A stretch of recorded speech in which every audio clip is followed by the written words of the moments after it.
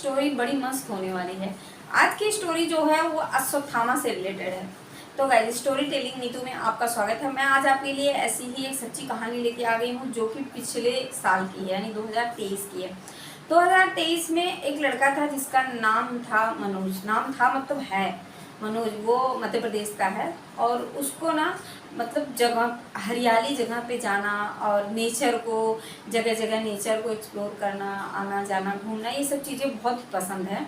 और कीड़े मकोड़ों या फिर जानवर, जंगली, इन सब पे मतलब वो कुछ ना कुछ सर्च करता रहता था। और उसके पास एक डायरी थी, उसमें वो लिखा करता था। भूत प्रेत पे ज़्यादा यकीन उसका नहीं था कि कुछ भूत प्रेत टाइप का कुछ होता है, बट हाँ सुना था अपने दादी वादी से कहानी वहानी, तो उस चीज़ पे भी थोड़ा सा उसको रहता था कि हाँ होगा ऐसा, मतलब थोड़ा बिलीव भी था, थोड़ा नहीं भी था। फिर वो जगह जगह जाके, उसको नेचर से बड़ा लगाव था, तो वो जगह जगह जाके घूमता टहलता और अपनी डायरी में जो वो लिखता था, लिखते जाता था। फिर वो एक बार जाता है बुरहानपुर। बुरहानपुर, वो मध्य प्रदेश का खुद भी था, तो बुरहानपुर जाता है और उसको पता है, वहाँ के बारे में थोड़ा बहुत पता था कि मतलब वहाँ पे अश्वत्थामा आते हैं। तो वो जाता है, वो तो खैर इसलिए गया था कि वहाँ पे जंगल बहुत है, झाड़ियाँ बहुत हैं, तो उसको नेचर से, मैंने आपको जैसा बताया कि उसको नेचर से बहुत ही प्यार था। तो वहाँ पे जाता है एक्सप्लोर करने के लिए, और लगभग वो 1-1:30 बजे पहुँचता है बुरहानपुर। फिर वहाँ से वो एक प्राइवेट रिक्शा करता है और फिर अंदर जाता है कुछ दूर। तो वहाँ पे जब उसको थोड़ा जंगल का इलाका जब आ गया ना, तो उसको वहाँ पे क्योंकि सर्च करना था, तो वो रिक्शा को वहीं रोक देता है। और उस समय पे बज रहा था लगभग 1:30 से 2 दोपहर के टाइम। फिर वो वहीं उतर जाता है और अपना सामान वामान लेके, जो भी एक बैग में टांगा हुआ था, और वो अंदर जंगल के अंदर मतलब एंट्री करता है। जैसे ही वो अंदर घुसता है तो पूरा देख रहा है इधर उधर, झाड़ियाँ, पेड़ पौधे, और इन सब चीज़ों को ध्यान से देखते सुनते कहाँ कब आगे एकदम निकल गया उसको पता भी नहीं चला। पूरा जंगल वो इधर उधर इधर उधर छान मारा, देख रहा है, कुछ लिख रहा है, कुछ वो जैसा उसकी आदत थी पहले से वो ऐसा अपना कर रहा है। इतने में देख रहा है कि एकदम कोई बारिश का भी मौसम था, एकदम से बादल पूरे आ गए आसमान में, काले काले बादल देख रहा हूँ, उमड़ रहा है, और बिजली बिजली पूरा चमकने लग गई, हवा भी चल रही है। तो मौसम मस्त तो हो गया लेकिन डरावना भी हो गया। तब तक के एकदम शाम भी हो चुकी थी, वही मतलब 5-6 बज गया था, 5-6 बज गया था। और ऊपर से बादल वादल भी आ गए एकदम घने काले वाले, तो और जंगल के बीच में अंधेरा हो गया पूरा। तो वो सोच रहा कि अब निकलूँ कैसे। अब बेचारा वो अपने जो मोबाइल लिया था उसका टार्च जला के इधर उधर, डर भी रहा था थोड़ा थोड़ा, क्योंकि थोड़ी थोड़ी आवाज़ भी आ रही थी जानवरों की, ची ची पो पो ऐसे होते हैं ना, छोटे छोटे रेउना जो बोलते हैं, ची ची ची करके, तो उन सब की आवाज़ भी आ रही थी। तो थोड़ा डर भी रहा था। फिर सोच रहा था कि अब करूँ तो क्या करूँ, किधर से निकलूँ। लेकिन वो जिधर जा रहा उधर से किधर से भी उसको रास्ता नहीं मिल रहा था। उसको एक चीज़ समझ में नहीं आ रहा थी, आखिर मैं निकलूँ तो निकलूँ कैसे यहाँ से। इतने में वो थोड़ा सा आगे पीछे हो ही रहा था, अचानक से उसे एक आवाज़ आती है जैसे किसी की सांस लेने की। और अचानक से वो पीछे पलटता है तो क्या देखता है कि एक आदमी है जो कंबल ओढ़ के, अच्छी खासी हाइट वाला एक आदमी कंबल ओढ़ के उसके सामने खड़ा है। और ना उसके मतलब माथे पे ऐसे घाव दिख रहे हैं, इतने बड़े एक घाव दिख रहे हैं, और मक्खी पूरी भिनभिना रही है पूरे मतलब चेहरे पे इधर उधर। वो एक बार तो पहले डर गया, थोड़ा सा चिल्लाया, और इसके बाद डर गया। फिर पूछ रहा है हिम्मत करके कि आप कौन हो। इतने में वो इंसान कहता है थोड़ा, और उसने कंबल से ढक लिया।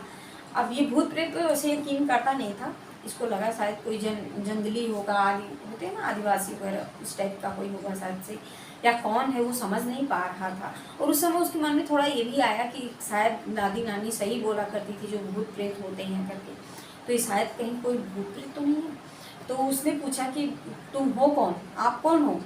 तब वो बोल रहे हैं डरो मत, मैं कोई ये ऐसा मतलब भूत प्रेत नहीं हूँ। उन्होंने खुद सामने से बोला कि मैं भूत प्रेत नहीं हूँ, और ना ही मैं कोई भी ऐसी आत्मा हूँ जो कि तुमको नुकसान पहुँचाएगी। मैं भी एक इंसान हूँ, लेकिन मैं इस युग से नहीं हूँ, मैं किसी और युग का इंसान हूँ। अब ये सुन के वो थोड़ा और डर गया, भाई ये किस युग का इंसान आ गया, एकदम अलग। और लगभग उसकी 7-8 फीट ऊंचाई उसकी है, जो कि इतना एकदम बॉडी वॉडी पूरी बनी हुई है अच्छी खासी, लेकिन वही एकदम जैसे लगा ना कि घाव से पीड़ित है बेचारा, मक्खी भिनभिना रही है इस तरह से। तो वो क्योंकि अश्वत्थामा के बारे में उसने सुना था पर इतना नहीं सुना था। इसके बाद वो बोलते हैं कि तुम बेटा क्या हो गया बताओ, तुम यहाँ पे फंस गए हो, चलो मैं तुमको रास्ता दिखा देता हूँ। तो उसने बोला नहीं, अगर आप मुझे ये नहीं बताएंगे कि आप कौन हो तो मैं तो आपको एक प्रेत आत्मा ही समझूंगा, आप कोई भूत प्रेत हो।